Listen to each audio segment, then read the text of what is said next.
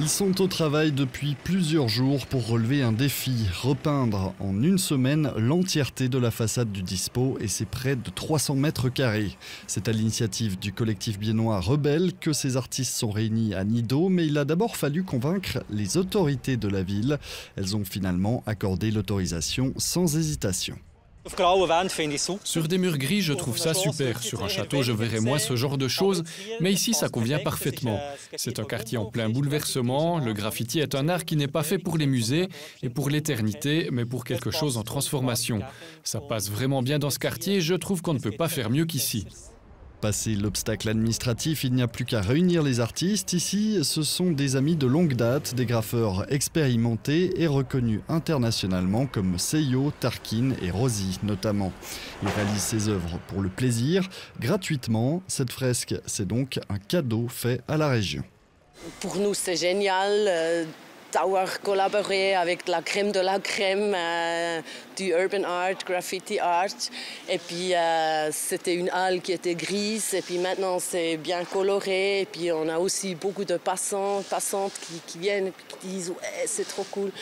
Et puis ouais, c'est bien d'avoir quelque chose comme ça, un petit peu de couleur dans la vie. C'est en tout cas une carte de visite pour les villes de Bienne et de Nido. Il y aura des gens qui viendront de toute la Suisse pour regarder le travail de ces artistes. Ça va certainement laisser une trace ici et ça va avoir un rayonnement dans toute la Suisse. Des murs de cette taille, l'artiste Seyo en a déjà fait, surtout à l'étranger. Pour lui, c'est rare d'avoir cette opportunité en Suisse.